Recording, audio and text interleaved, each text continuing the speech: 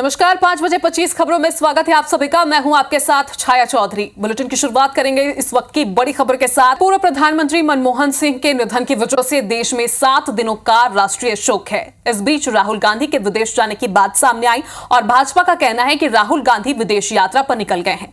भाजपा ने दावा किया कि पूर्व पीएम मनमोहन सिंह के निधन पर जहां पूरा देश शोक में डूबा हुआ है, वहीं कांग्रेस सांसद राहुल गांधी नए साल का जश्न मनाने वियतनाम रवाना हो गए हैं।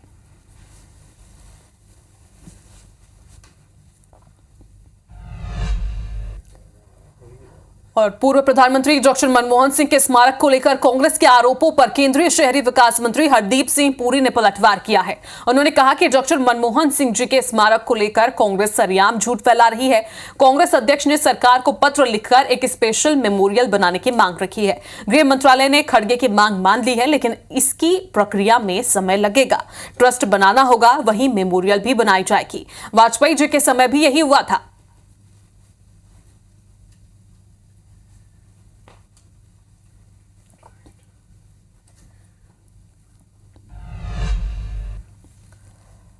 और इधर दिल्ली में विधानसभा चुनाव की तारीखों का ऐलान हो रहा बाकी है, लेकिन उससे पहले आम आदमी पार्टी ने योजनाओं की झड़ी लगा दी है। दिल्ली की जंग जीतने के लिए अरविंद केजरीवाल ने एक और स्कीम लॉन्च कर दी है, जिसके तहत दिल्ली के पुजारियों और गुरुद्वारे के ग्रंथियों को हर महीने 18,000 रुपए सम्मान राशि दी जाएगी। मंगलवार से रजिस्ट्रेशन शुरू हो जाएगा और केजरीवाल खुद कनॉट पैलेस के हनुमान मंदिर से पुजारियों और ग्रंथियों का रजिस्ट्रेशन करवाएंगे। ऐसे ये पहली बार हो रहा है और मैं उम्मीद करता हूं कि भारतीय जनता पार्टी और कांग्रेस की सरकारें भी इससे सीख के अपने अपने राज्यों के अंदर पुजारियों और ग्रंथियों के सम्मान के लिए ऐसी योजनाएं लागू करेंगी। इस योजना का कल से रजिस्ट्रेशन चालू होगा। कल इस योजना का रजिस्ट्रेशन एक तरह से शुभारंभ करने के लिए मैं कनॉट प्लेस के हनुमान मंदिर जाऊंगा और वहां के पुजारियों का रजिस्ट्रेशन करके आऊँगा और उसके बाद पूरे दिल्ली के अंदर इसका रजिस्ट्रेशन चालू होगा। तो दिल्ली की जंग जीतने के लिए हर तरह की कोशिश की जा रही है। फिलहाल आने वाला वक्त ही वो तो रिजल्ट बताएगा। फसलों की एमएसपी का गारंटी कानून समेत 13 मांगों को लेकर इधर आंदोलन कर रहे किसानों के समर्थन में पंजाब बंद है। किसानों ने सुबह 7 बजे से 140 जगह पर हाईवे और रेलवे ट्रैक जाम कर दिए।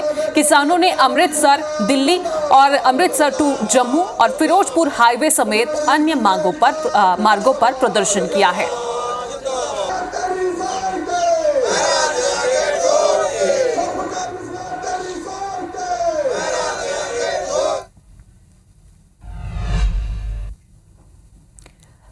किसानों का प्रदर्शन लगातार जारी है। इधर बीपीएससी की 17वीं परीक्षा को रद्द कराने की मांग को लेकर 13 दिनों से कैंडिडेट्स का धरना प्रदर्शन जारी है। इधर अभ्यर्थियों के समर्थन में लेफ्ट और आरजेडी के आरा और दरभंगा में ट्रेनों को रोका गया। छात्र संगठन के कार्यकर्ताओं ने इंजन पर खड़े होकर सरकार के खिलाफ जमकर नारेबाजी की और री एग्जाम की मांग की है। रेलवे ट्रैक पर राजद और लेफ्ट के कार्यकर्ताओं के प्रदर्शन के चलते बिहार संपर्क क्रांति एक्सप्रेस 1 घंटे तक रुकी रही। वहीं आरा में Buxar to Patna passenger train को 10 मिनट तक रोके रखा गया। इसके बाद पुलिस ने प्रदर्शनकारियों को हटाकर ट्रेन को रवाना किया।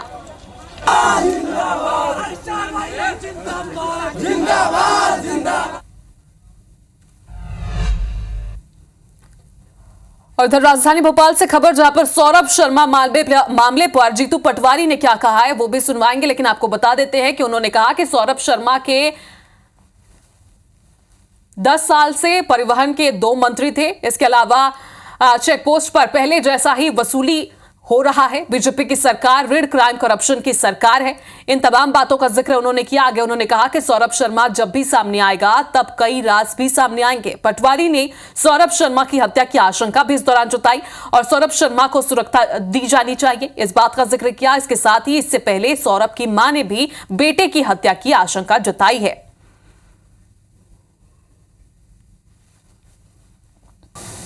सौरभ शर्मा के मामले में किसका धन है, ये जल्दी से स्पष्ट होना चाहिए। ये तय है कि वो परिवहन विभाग से जुड़ा हुआ था, तो 10 साल से परिवहन के 2 मंत्री थे। अभी 2 साल पहले, 1 साल पहले दूसरे मंत्री जी आए।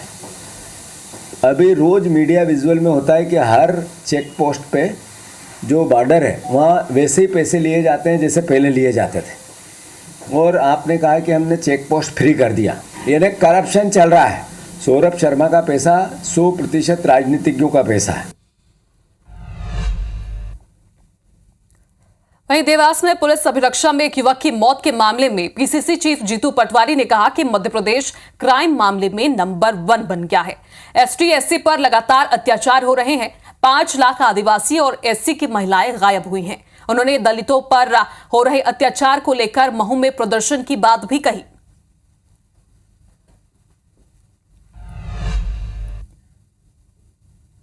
और मध्य प्रदेश में काली कमाई के धन कुबेर सौरभ शर्मा के साथ उनके 4 साथी परिवहन आरक्षकों ने भी भ्रष्टाचार से मोटी रकम कमाई है। सौरभ के ये सभी साथी अभी गायब हैं। इन्होंने इंटरनेट मीडिया से भी अपने अकाउंट डिलीट कर दिए हैं। ऐसी शिकायत ग्वालियर के अधिवक्ता संकेत साहू ने लोकायुक्त सहित मुख्यमंत्री और वरिष्ठ अफसरों से की है। शिकायतकर्ता ने सौरभ के इन साथियों के खिलाफ भी केस दर्ज कर जांच करने की मांग की है।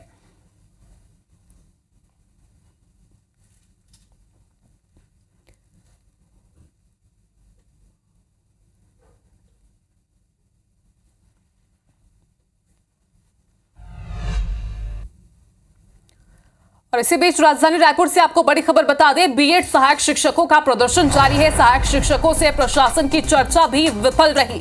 जल सत्याग्रह खत्म करने को प्रदर्शनकारी तैयार ही नहीं हो रहे हैं। पानी में डूबकर यहां पर सहायक शिक्षक प्रदर्शन कर रहे हैं। जनप्रतिनिधि से लेकर सभी से उन्होंने मुलाकात पर अड़े हुए हैं। सहायक शिक्षक और पानी में डूबकर हनुमान चालीसा का वो पाठ कर रहे हैं। 4 लोगों की पानी में डूबने के कारण तबियत भी खराब हो चुकी है। तो राजधानी रायपुर से तस्वीर देखिए जहां पर सहायक शिक्षक पानी में डूबकर प्रदर्शन कर रहे हैं। और इनकी जो प्रशासन से चर्चा हुई थी वो भी विफल साबित हुई। वो मानने को तैयार नहीं है। जल सत्याग्रह खत्म करने को अभी भी वो तैयार नहीं है। और पानी में डूबने से 2 लोगों की अब तक तबियत भी खराब हो चुकी है। संदीप शुक्ला हमारे साथ फोन लाइन पर जुड़े हुए हैं। संदीप, प्रशासन से बात जो चल रही थी वो भी विफल साबित हो गई। अब आगे का क्या रुख करने वाले हैं सहायक शिक्षक?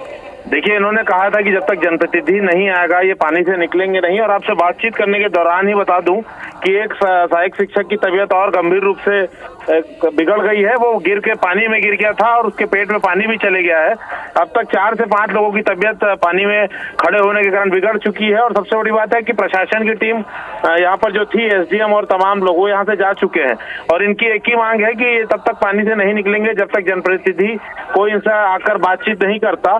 और क्योंकि 14 जनवरी आखिरी समय दिया था हाईकोर्ट ने कि इनको लेकर कोई सरकार जो है कोई फैसला ले और डीएड को नौकरी पे पदस्थ करे। लेकिन अब ये 3000 जो लोग हैं इनकी नौकरी पे तलवार लटक रही है। कभी भी इनकी नौकरी जा सकती है, इनको खतरा है। इसीलिए अब ये प्रदर्शन को उग्र रूप देते हुए पानी में डूबकर प्रदर्शन कर रहे थे। सीने तक सुबह से पानी में खड़े हैं और लगातार इनकी तबीयत खराब होती जाती है। क्योंकि देखिए, अंधेरा होते जा रहा है, ठंड बढ़ते जा रही है। तो ऐसे में स्थिति और बिगड़ रही है। और सबसे बड़ी बात, ना तो प्रशासन की टीम यहाँ पर है, ना कोई एम्बुलेंस है। और प्रदर्शनकारी अभी भी बड़ी संख्या में पानी में उतरे हुए हैं। जी चलिए संदीप, आप नजर बनाकर रखिएगा। शुक्रिया जानकारी के लिए। तो देखिए, बीएड सहायक शिक्षकों का प्रदर्शन अभी भी जारी है। और जैसे कि हमारे संवाददाता बता रहे हैं कि वहां पर प्रशासन के कोई भी आला अधिकारी अभी तक मौके पर नहीं पहुंचे हैं। और इसके साथ ही आपको बता दें कि अभी तक 5 सहायक शिक्षकों की तबियत भी खराब हो चुकी है। बावजूद इसके वहां तक एक एम्बुलेंस की व्यवस्था भी नहीं है। फिलहाल आगे ये कौन सा रुख अपनाने वाले हैं वो तो समय ही बताएगा। आपको पल पल की अपडेट इस खबर पर मिलती रहेगी। और इधर बीजेपी ने संगठन चुनाव और आगामी होने वाली पार्टी की सभी नियुक्तियों में महिला आरक्षण लागू करने की घोषणा की है। इसके तहत भाजपा जिलाध्यक्षों की नियुक्ति में भाजपा की महिला कार्यकर्ताओं को 33% आरक्षण का लाभ मिलेगा। इस निर्णय से 5 से 6 जिलों में महिलाओं को जिलाध्यक्ष बनने का मौका मिलेगा। दिल्ली में संगठन चुनाव को लेकर हुई बैठक में इस पर चर्चा हुई है। और इस बैठक में रायपुर के जिलाध्यक्षों को लेकर भी मंथन किया गया है।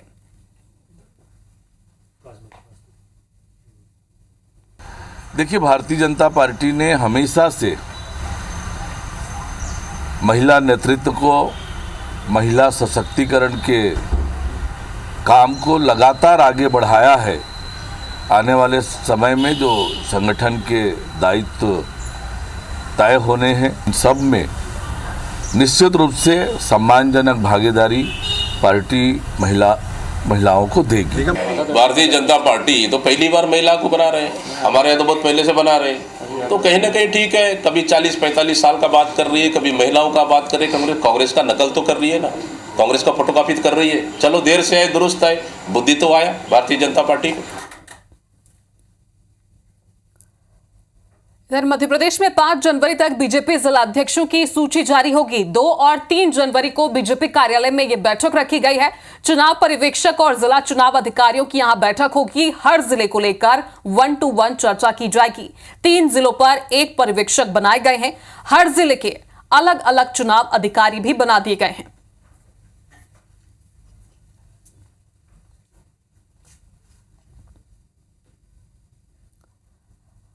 और उमरिया में युवक की हत्या के मामले में बड़ा अपडेट आप तक पहुंचा दें। परिजनों ने सड़क पर शव रखकर प्रदर्शन किया है। पुलिस ने आरोपियों के खिलाफ मामला दर्ज कर लिया है। परिजन अंतिम संस्कार से पहले गिरफ्तारी की मांग कर रहे हैं। मौके पर भारी संख्या में पुलिस बल तैनात किया गया है। तो उमरिया से एक खबर जहां पर युवक की हत्या के मामले में अब परिजनों ने सड़क पर शव रखकर प्रदर्शन का रुख अख्तियार किया है। पुलिस ने आरोपियों के खिलाफ मामला भी दर्ज कर लिया, लेकिन परिजन अपनी जिद पर अड़े हैं। अंतिम संस्कार से पहले गिरफ्तारी की मांग परिजन कर रहे हैं। मौके पर भारी संख्या में पुलिस बल की तैनाती की गई है। समझाइश देने की कोशिश की जा रही है, आश्वासन दिया जा रहा है गिरफ्तारी को लेकर, लेकिन परिजन अपने जिद पर अड़े हैं कि जब तक आरोपी की गिरफ्तारी नहीं होगी परिजन अंतिम संस्कार नहीं करेंगे। फिलहाल काफी संख्या में यहाँ पर देखिए ग्रामीण इकट्ठे हो चुके हैं। ओम प्रकाश हमारे साथ फोन लाइन पर जुड़े हुए हैं। तो ओम प्रकाश, मौके पर क्या स्थिति है? क्या किसी तरह की कोई समझाइश दी गई है? जी बताना चाहूंगा, ये कल शाम 7 बजे की एक घटना है जिसमें 4 लोग इकट्ठा बैठ करके उसमें शराब पी रहे थे।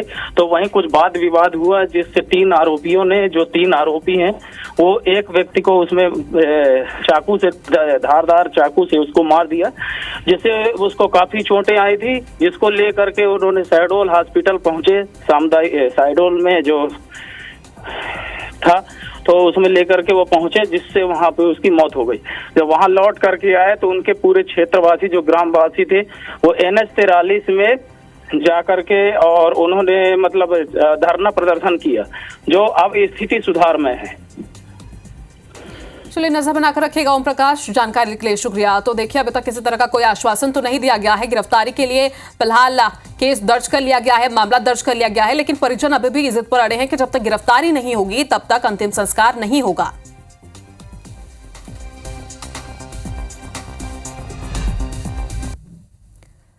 केंद्रीय रक्षा मंत्री राजनाथ सिंह और सेना अध्यक्ष उपेंद्र द्विवेदी सोमवार को उज्जैन पहुंचे। उन्होंने सबसे पहले महाकालेश्वर मंदिर पहुंचकर बाबा महाकाल का आशीर्वाद लिया। रक्षा मंत्री और सेना अध्यक्ष ने गर्भगृह में करीब 20 मिनट तक पूजा अर्चना की है। पूजन मुख्य पुजारी ने उन्हें पूजा करवाई। तो ये तस्वीरें आपको दिखा रहे हैं जहां पर केंद्रीय रक्षा मंत्री उज्जैन पहुंचे। बाबा महाकालेश्वर के दर्शन के लिए उन्होंने 20 मिनट तक गर्भगृह में पूजा अर्चना की, देश की सुख समृद्धि की कामना की है। लंबे समय से हमारी यह उत्कट इच्छा थी कि भगवान महाकालेश्वर का मैं दर्शन करूं, और आज ये अवसर मुझे प्राप्त हुआ। मेरा जीवन धन्य हुआ, ये मानता हूं। और बड़ी खबर विदिशा से, जहां पर IBC 24 की खबर का बड़ा असर देखने को मिला। दुबई और UAE की राशि से गांव में हैंडपंप लगाने का मामला है, जिस पर अपडेट आप तक पहुंचा रहे हैं। हैंडपंप के बदले हिंदुओं से दुआ पढ़वाई जा रही थी। पुलिस ने 2 लोगों पर FIR दर्ज की है। बिना अनुमति गांव में हैंडपंप लगाया जा रहा था। हैंडपंप लगाने के बाद अरबी भाषा के बोर्ड लगाए जाते थे। प्रशासन ने अरबी भाषा के बोर्ड जब्त कर लिए हैं। गंज बसौदा तहसील के बावली गांव की घटना बताई जा रही है। तो IBC 24 की खबर का एक बार फिर से बड़ा असर विदिशा में देखने को मिला, जहां पर दुबई और UAE की राशि से गांव में हैंडपंप लगाया जा रहा था। हैंडपंप के बदले हिंदुओं से दुआ पढ़वाई जा रही थी। ये मामला हमने प्रमुखता से दिखाई थी, ये खबर दिखाई थी आप तक। पुलिस ने 2 लोगों पर FIR दर्ज कर ली है और बिना अनुमति के जो हैंडपंप पर बोर्ड लगाया जा रहा था अरबी भाषा में लिखा हुआ, उसे भी पुलिस ने जब्त कर लिया है।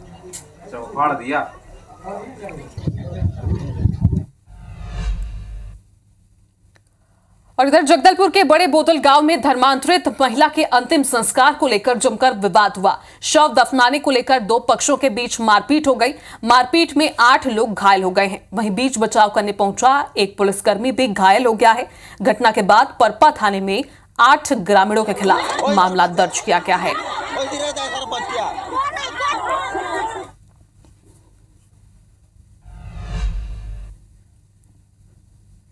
और खबर इंदौर से। साइबर फ्रॉड की आशंकाओं के चलते इंदौर में कुछ व्यापारियों ने यूपीआई पेमेंट लेना बंद कर दिया है, जिसके बाद से बैंक अफसर व्यापारियों से संपर्क कर समाधान निकालने की कोशिश में जुटे हैं। वहीं लोगों का आरोप है कि व्यापारी टैक्स से बचने के लिए इस तरह का हथकंडा अपना रहे हैं, जिसको लेकर व्यापारियों और ग्राहकों से IBC 24 ने बातचीत की, जिसमें उन्होंने ये जानकारी दी। ये हो गया और हम निश्चित रूप से आश्वस्त।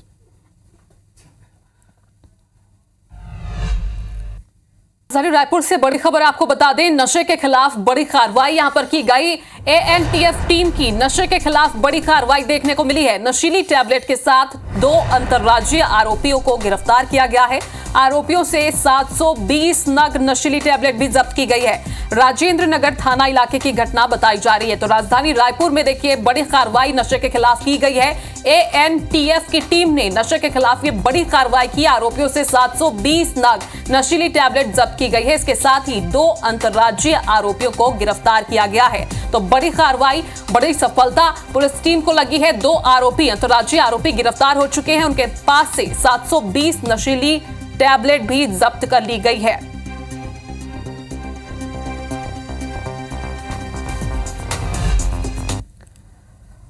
और इंदौर से बड़ी खबर आपको बता दें, जहां बदमाशों के हौसले किस कदर बुलंद है आपको बता रहे हैं। सरेराह युवक से मोबाइल छीनकर बदमाश भाग गए। घटना सीसीटीवी कैमरे में कैद हो गई है। मामले की जांच में पुलिस जुटी हुई है। MIG थाना क्षेत्र की यह घटना, तस्वीरें आपको दिखा रहे हैं कि बदमाश किस कदर अब बुलंद हो चुके हैं। उनके हौसले तस्वीरों से आप साफ तौर पर समझ सकते हैं। दिन दहाड़े यहां पर युवक, राह चलते युवक से मोबाइल छीनकर 2 बदमाश बाइक सवार आते हैं और ये तस्वीरों में आप देखिए किस तरह से छीनकर वो फरार हो जाते हैं। फिलहाल घटना सीसीटीवी कैमरे में कैद हो गई है और इसी सीसीटीवी फुटेज के आधार पर अब पुलिस आगे की जांच कर रही है, आरोपियों की तलाश कर रही है।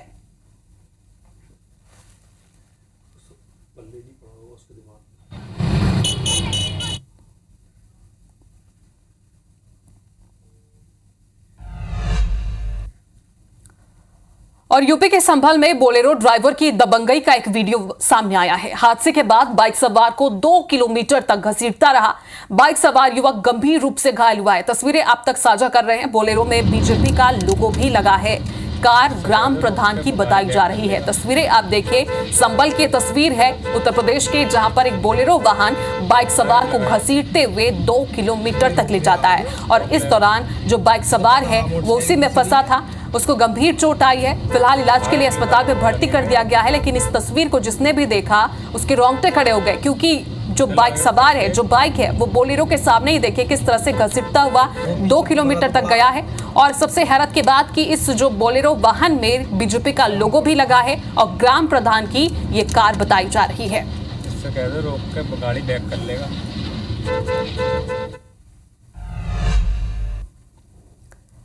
इधर मुरैना स्थित चंबल नदी में रेत का अवैध उत्खनन जारी है, जिसके वीडियो सोशल मीडिया पर आए दिन वायरल भी होते हैं। लेकिन इसके बावजूद पुलिस की कोई कार्रवाई अब तक सामने नहीं आई है। वहीं वन विभाग भी चुप बैठा है। रेत माफिया खुलेआम पुलिस प्रशासन को चैलेंज दे रहे हैं। रेत माफिया का दुस्साहस देखिए कि नदी के किनारे ट्रैक्टर और ट्रॉली में अवैध रूप से रेत भरकर माफिया न सिर्फ स्टंट कर रहा है, बल्कि स्टंट की रील बनाकर सोशल साइट पर अपलोड भी किया गया है और खुलेआम चैलेंज देकर गाने पोस्ट कर रहे हैं।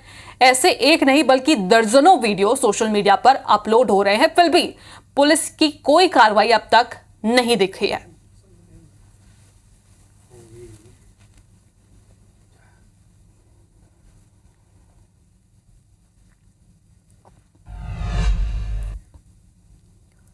तो वहीं ग्वालियर में एक तेज रफ्तार कार ने जमकर कहर मचाया है। कार ने राहगीरों को टक्कर मारते हुए एटीएम में जाकर अपनी कार घुसा दी। हादसे में 6 लोग घायल हुए हैं।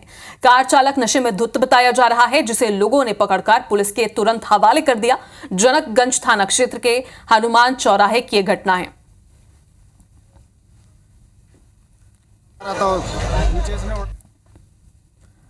और इधर ग्वालियर में मानसिक रूप से विक्षिप्त युवक ने अपने पड़ोसी पर कुल्हाड़ी से हमला कर दिया, जिससे उसकी मौत हो गई। घटना करहिया थाना क्षेत्र की है। पुलिस ने आरोपी को गिरफ्तार कर लिया है और पूछताछ में पता चला है कि आरोपी 15 साल से मानसिक रूप से विक्षिप्त है। परिजन उसे खेत में जंजीर से बांध कर रखते थे, लेकिन घटना वाले दिन किसी तरह जंजीर टूटने पर वो कुल्हाड़ी लेकर अपने घर पहुंच गया और घर के बाहर बैठे रतन पर उसने कुल्हाड़ी से हमला कर दिया।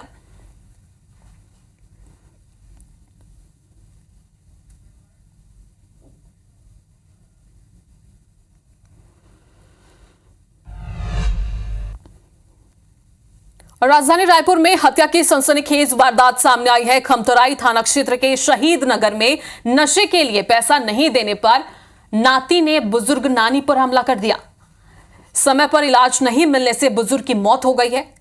पीएम रिपोर्ट में मौत का खुलासा होने के बाद पुलिस ने हत्या का मामला दर्ज कर आरोपी रवि यादव की तलाश भी शुरू कर दी है।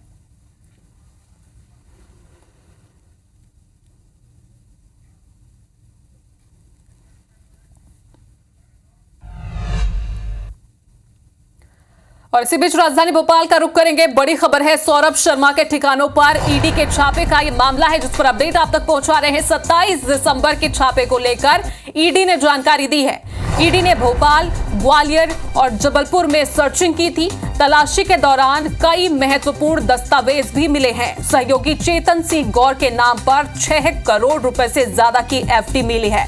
सौरभ शर्मा के परिवार के सदस्यों और कंपनियों के नाम पर 4 करोड़ रुपए से ज्यादा का बैंक बैलेंस मिला है। 23 करोड़ रुपए से ज्यादा की अचल संपत्ति से संबंधित दस्तावेज ईडी को मिले हैं और उन्हें ईडी ने जब्त कर लिया है। तो ये जानकारी ईडी ने दी है।